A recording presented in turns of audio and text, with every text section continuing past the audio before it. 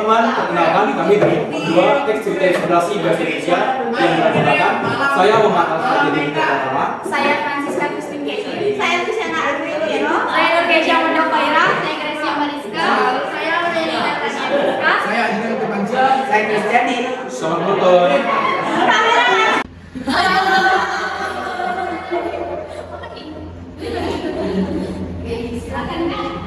Oke, halo semuanya. Kenalin nama saya Ibu Dexter Santarno, biasa dipanggil Dori, Ori, ataupun saya mungkin. Nah itu apa nih? Tempat tanggal lahir. Tempat dan tanggal lahir kakak lahir di Sanggau, tanggal 17 bulan 7 2006. Wow. Sekarang kakak itu pelajar, mahasiswa atau apa? Status kakak sekarang menjadi pelajar di SMA Negeri 1. Terus pendidikan kakak dari SD sampai sekarang itu apa? Pendidikannya kalau kakak dulu mulai itu dari PAUD itu kakak mau di Ormati, belakang Kombi, Kabupaten Samarinda, terus TK-nya TK Paroki, SD-nya SD 5 Simpang itu dekat rumah kakak. Setelah itu SMP-nya SMP Suju Pradana, tahu? Setelah itu kakak SMA sekarang kelas 11 di SMA Negeri 1. Terus tingkat prestasi kakak yang sudah kakak capai itu apa? Kalau kita tingkat prestasi ini prestasinya dari mana dulu? Yang paling kakak banggakan atau apa? Yang paling kakak banggakan? Kalau yang paling kakak banggakan itu mungkin di tingkat yang paling tinggi, puji Tuhan. Ya. Karena kakak waktu itu bisa diberangkatkan ke Jogja bersama teman-teman dari Negeri Kalimantan Barat. Itu orang-orang tidak semuanya, tapi orang-orang terpilih di mana tidak semua kabupaten yang dipilih. Dan kakak menjadi salah satu yang dari Kabupaten Sanggau, di mana di Kabupaten Sanggau sendiri itu ada 2 orang.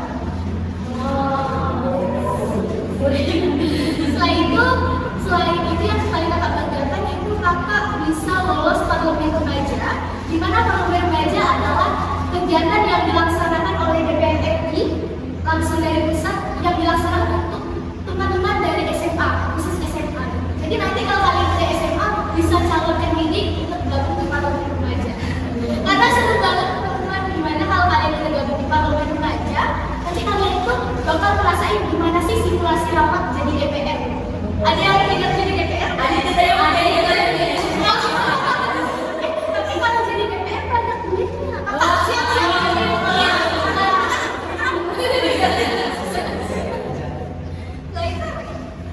Mungkin cukup sampai sini aja untuk perkenalannya. Terima kasih kak. Apa motivasi Kak Dori untuk terus bergerak? Jadi kalau ditanya tentang motivasi, kakak memiliki motivasi di mana kakak merasa kalau diri kakak itu masih kurang. Kakak merasa bahwa di masa remaja ini, termasuk kamu sekarang, di masa-masa kita ini, itu adalah di masa-masa kita untuk mengeksplor diri kita, mengeksplor banyak hal. Dengan kita mengeksplor banyak hal, pastinya banyak hal yang bakal kita dapat dan dapat kita tuangkan, dapat kita bicarakan, dapat kita sebarluaskan kepada teman-teman kita, baik itu teman-teman seangkatan maupun adik-adik kita kayak kamu sekarang. Siapa sih tokoh yang menginspirasi kakak sampai bisa ke jenjang ini sekarang? Baik, kalau ditanya tentang tokoh yang menginspirasi kakak, pasti banyak orang yang menginspirasi bagi kakak. Contohnya kalian ini menginspirasi sekali bagi kakak. Di mana kalian tuh bisa untuk mengajak kakak untuk gabung tugas kalian gitu kan, membantu tugas kalian. Walaupun mungkin tadi awalnya malu-malu, dan akhirnya kalian bisa kan enjoy santai sekarang. Selain itu, yang paling menginspirasi bagi kakak itu almarhum papa kakak, di mana beliau bilang sama kakak, kita tidak bisa mengulang sesuatu hal yang udah terjadi. Sampai nangis darah pun yang udah terjadi itu nggak bakal terjadi lagi. Nah, itu adalah hal yang paling memotivasi dan paling menginspirasi bagi kakak.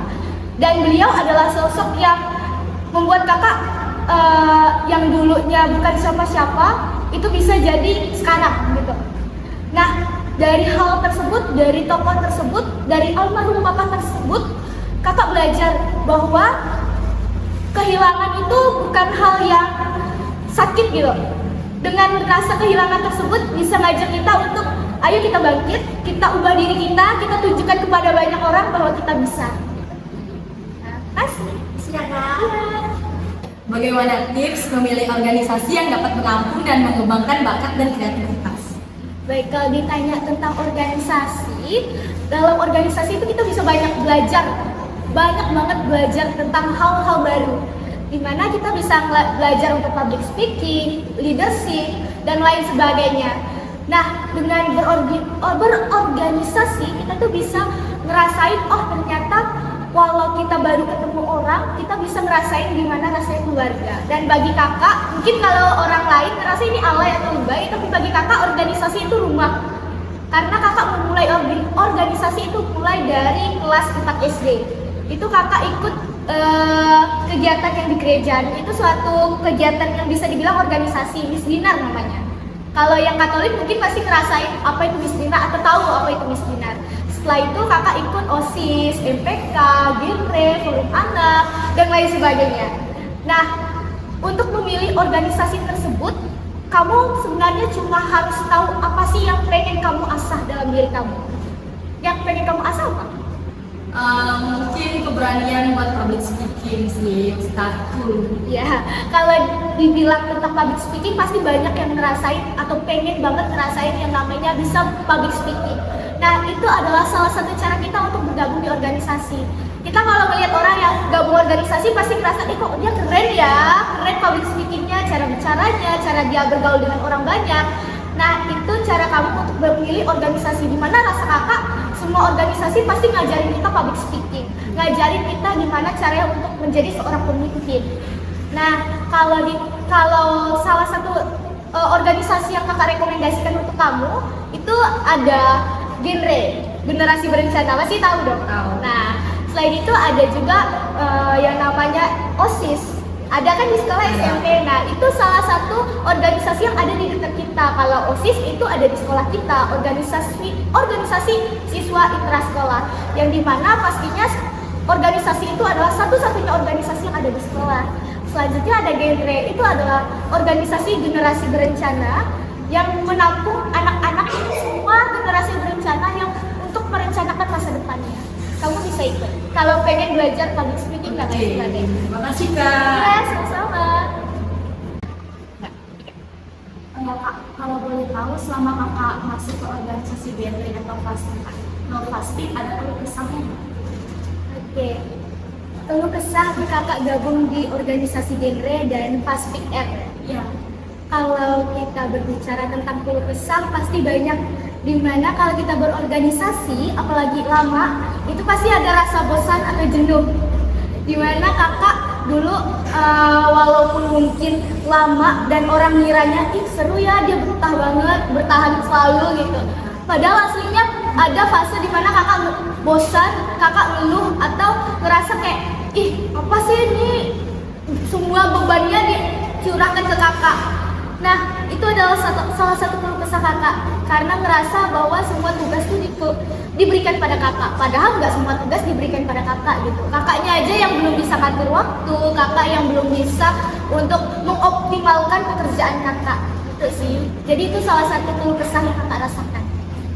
Kalau selama kakak masuk ke organisasi Fastik, ada yang membuat kakak ingin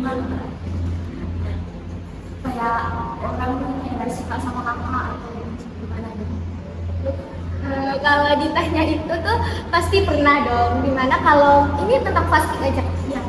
Oke, kalau ditanya tentang Fastik, dulu kakak belum pernah pengen keluar, tapi kalau organisasi lain itu pernah. Nah, kalau yang Fastik atau Genre ini nggak pernah sama sekali. Karena apa? Karena memang di Genre atau Fastik itu pertemanannya sehat banget, mereka saling mendukung gitu. Dan juga dengan kakak bergabung di Fastik dan Genre, itu kakak banyak sekali mendapatkan keuntungan, feedback bagi kakak gitu ya. Karena kalau kakak ikut di Fastik atau Genre, kakak bisa jadi sekarang. Nah, salah satu organisasi yang sangat-sangat berperan atau berpengaruh banget di kakak itu adalah Fastik dan Genre. Nah, kalau organisasi lain mungkin pernah, karena mungkin ngerasa kalau teman-temannya ada yang toksik dan lain sebagainya, pernah ngerasain kan? Nah itu jadi pengen bikin kita pengen jadi keluar dan lain sebagainya gitu kan. Itu sih buat kakak. Makasih ya Kak. Iya. Apa yang membuat Kak tuh termotivasi atau tertarik untuk masuk ke genre? Motivasi kakak untuk gabung di genre atau fastik awalnya tuh nggak ada sih, jujur. Soalnya kakak dulu pertama kali gabung di PIPR itu waktu SMP kelas 7, di mana di Sugio diharuskan untuk gabung di PIPR, di mana PIPR itu adalah ekstra wajib di Sugio. Jadi ada harinya, misalnya hari Rabu nih kelas 9B, minggu depan itu 9A dan lain sebagainya sampai 9D kan. Nah waktu ke bagian kelas kakak sengaja bilang sama pembina atau kakak pengurus yang dari PIPR itu bilang kalau kakak nggak sempat datang karena ada bapak kakak atau abang kakak tuh nggak bisa antar. Lalu pas kakak sampai ke sana itu ngaret dong otomatis. Nah sampai sana kok bosan, mager banget rasanya. Pas gabung ikut kegiatannya kok seru ya. Malah seru, dimana tadi kakak ngerasa ini pasti bosan, pasti bikin kakak ngerasa jenuh dan lain sebagainya.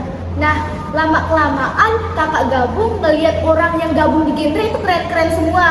Dia jago public speakingnya, terus leadershipnya bagus, dan cara dia bergaul dengan banyak orang itu hangat sekali gitu, bisa merangkul banyak orang. Itu yang membuat kakak pengen gabung di genre. Sehingga dengan kakak gabung di genre, kakak bisa atau pengen atau ngerasain apa yang dia rasain. Ya Kak, apa yang membuat Kak tuh bahagia sama genre? Yang buat kakak bahagia tuh sebenarnya nggak munafik sih. Di genre kakak bisa dapat banyak duit. Jujur teman-teman, karena kalau di genre tuh setiap kegiatan pasti dapat uang kan. Nah dengan kakak gabung di genre juga kakak bisa dekat sama penjabat yang ada di Kabupaten Sanggau, bahkan yang ada di Indonesia, provinsi juga. Dimana dengan kakak gabung di genre kan otomatis genre itu adalah organisasi yang memang udah disahkan di kabupaten misalnya. Nah kakak bisa berinteraksi langsung dengan penjabat, dimana pasti kita kalau bukan siapa-siapa pasti ngerasa wah, tapi bagi kakak kayak udah biasa dengan penjabat tuh. Jadi tuh itu adalah salah satu yang bikin kakak seneng gitu bergabung di genre. Selain itu kakak juga banyak belajar banyak hal. Terus kakak bisa ketemu banyak orang. Contohnya kakak udah pernah ke Spansa, pernah ke Spanda, Spantal. Udah hampir semua sekolah di Sanggau udah pernah kakak berkunjung. Terus selain di Kabupaten Sanggau nih, di Pontianak juga udah pernah, di kabupaten lain udah pernah. Jadi kita dapat banyak teman gitu lah. Ya, Terima kasih Kak. sama-sama. Bagaimana sih Kak perjalanan kakak bisa menciptakan? Nah, Parja ya, atau Parlemen Remaja. Kalau ditanya tentang perjalanan kakak, itu pastinya panjang banget. Dimana kakak pertama kali tahu Parja itu zaman COVID. Kamu zaman COVID ngapain? Rebahan nggak? Rebahan ya. Nah, kakak juga kalau rebahan, tapi kakak rebahannya sambil scroll TikTok. Dimana yang kakak dapatkan di TikTok itu adalah informasi mengenai Parja.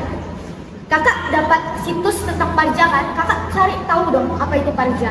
Kakak cari tahu, oh ternyata Parja itu adalah kegiatan rutin yang dilaksanakan oleh DPR RI khusus untuk anak SMA. Dan kebetulan waktu itu kakak kelas 10 SMA kan.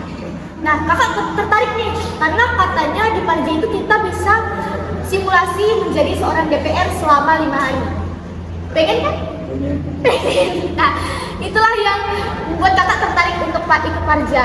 Nah setelah kakak tertarik, kakak cari tahu pendaftarannya kapan. Ternyata pendaftarannya ditutup besok. Otomatis nggak cukup dong waktu kakak untuk gabung di Parja atau mengikuti semua persyaratannya. Dan setelah itu kakak tunggu 1 tahun kemudian, dimana tahun kemarin itu kakak lolos Parja. Untuk lolos Parja bukan hal yang mudah Ian, dimana dengan kita untuk masuk di Parja itu banyak sekali seleksinya, dimana ada seleksi berkas, itu adalah ada surat keterangan dari sehat, ada surat keterangan dari sekolah, terus ada juga surat izin dari orang tua dan lain sebagainya. Nah selain itu kita harus buat esai. Tahu esai? Nah selain buat esai itu ada juga persyaratan dari esai, harus berapa kata, terus temanya apa aja. Dan selain itu ada juga yang namanya membuat video kampanye. Di mana video kampanye itu kita menjelaskan tentang esai yang kita buat tadi.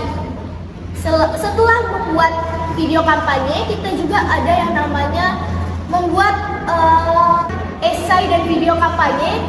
Kakak gabung di Parja itu harus belajar mencari teman, karena kan yang lolos dari Kabupaten Sanggau cuma kakak sendiri ya. Nah, dengan kakak harus mencari teman itu, yang tadinya kakak merasa oh aku bisa nih gabung di Parja, pas kakak sampai di sana, oh ternyata aku hanyalah butiran debu. Mereka orang-orangnya keren-keren, mereka public speaking-nya bagus, mereka juga udah pernah ikut pertukaran pelajar rata-rata. Banyak banget teman-teman yang udah ikut pertukaran pelajar yang kerja. Gitu sih. Jadi itu adalah perjalanan singkat kakak gabung di Parja. Kamu pengen? Pengen. Nanti tahun depan ada lagi. Kamu kan udah kelas 10 SMA, jadi bisa ikut. Semangat. Terima kasih Kak. Sama-sama. Apa sih Kak tips public speaking yang baik? Jadi kalau public speaking yang baik, yang pertama kita harus banyak-banyak latihan. Jam terbang itu harus banyak, dimana kita harus curi-curi lah latihan tuh. Dimana kalau misalnya kita lagi presentasi, kita harus berani untuk ngambil banyak bagian, tapi tetap harus berbagi juga dengan teman, karena kita juga nggak boleh egois kan. Nah, selain itu, selain kita harus banyak latihan, kita juga harus banyak-banyak membaca buku. Kenapa? Karena dengan membaca buku kita tuh bisa mendapatkan banyak kosakata baru. Dengan mendapatkan banyak kosakata baru, cara kita berbicara dengan orang lain kita tidak bingung gitu. Apa sih kalimat yang bagus atau kata yang bagus untuk mengekspresikan apa yang kita pikirkan. Setelah itu, jangan takut. Paling utama jangan takut. Dimana kalau kita takut, itu pasti rasa diri kita untuk berbicara depan orang, walaupun udah ada di pikiran kita nih, kita takut untuk mengutarainnya. Jadi kita memilih untuk diam. Nah, itulah yang harus kita bisa dibilang jangan lakukan kalau takut gitu. Jangan lakukan atau jangan ikuti diri kita. Kita merasa takut, kita ikutin rasa takut kita, tapi lawan. Kita harus lawan rasa takut kita. Dengan kita melawan rasa takut, kita bisa memulai hal baru. Kamu bisa untuk memulai hal baru? Ya, siap. Terima kasih. Terima kasih Kak. Ya. Kakak kan pasti kan pernah berada di negara kakak. Itu bagaimana cara proses kakak itu agar sampai ke titik kakak kayak prosesnya itu gimana? Nah, titik terendah bagi kakak, titik terendah kakak itu waktu kakak SMP. Dimana waktu kakak SMP, kakak kelas 7 SMP itu udah ditinggalin sama papa kakak meninggal. Ya, kakak kehilangan papa kakak waktu kakak kelas 7 SMP, dimana itu bagi kakak usia yang muda. Kita baru menginjak masa-masa remaja, udah harus kehilangan sosok yang memang berperan penting gitu kan. Bagi kamu sosok ayah itu penting ya? Nah, itulah yang kakak rasain, dimana kita kehilangan sosok penting. Proses pendewasaan kita tuh harus dihadapi sendiri. Dan sebelum papa kakak meninggal, dia adalah orang yang sangat memotivasi bagi kakak, seperti yang sebelumnya kakak pernah bilang kan. Karena hal kecil aja, kakak menjadi ketua kelas, itu langsung diapresiasi beliau. Beliau bilang, kakak pulang sekolah nih. Terus beliau tanya, kamu jadi ketua kelas ya? Iya pak. Ih keren banget, selamat, dan lain sebagainya. Nah, saat kehilangan sosok yang seperti itu, kakak sedih banget dong, terpuruk. Selain itu, kakak gabung juga, waktu masa-masa itu tuh, kakak gabung di OSIS, dan di OSIS pasti banyak dong yang gak suka sama kita kan. Nah, di saat banyak banget yang gak suka sama kita, di posisi terendah kita, itu sangat-sangat menyakiti diri kakak. Tapi kakak bersyukur di masa-masa terendah kakak punya teman-teman yang sangat mendukung kakak. Mereka bilang, semangat lah, jangan gini. Dan di situ jujur, kakak pernah dijudge sama teman kakak yang beda kelas. Itu kakak langsung badannya langsung tremor, langsung kayak pengen nangis di kelas. Tapi karena kakak punya teman yang mendukung kakak selalu, dan sampai sekarang kakak masih berteman sama mereka. Mereka mendukung kakak, jangan gini lah, mereka kok bukan siapa-siapa, coba lihat kau tuh bisa apapun kan. Walau mungkin kau masih ada kekurangan di segi ini, segi itu, tapi kan kau bisa bangkit sampai sekarang. Nah, karena mereka kakak jadi belajar, oh ternyata iya ya, aku bisa loh untuk bangkit. Dan sampai sekarang kakak terus belajar, dan kakak berusaha untuk bisa menebar kebaikan dengan banyak orang, kakak berusaha untuk bisa merangkul banyak orang, sehingga apa? Sehingga orang lain pun bisa untuk bangkit, karena kita nggak tahu tuh, mungkin dia di depan kita lagi senang, dia lagi senyum, padahal di belakang, oh dia menyimpan beribu kesedihan kan, gitu sih. Makasih ya, Kak. Ya, sama-sama. Kak, makasih ya, Kak, sudah menjadi moderasi bulan kelompok ini. Sama-sama, semangat ya. Makasih Kak. Nah, teman-teman, sekian ya video dari kami. Terima kasih. Dadah.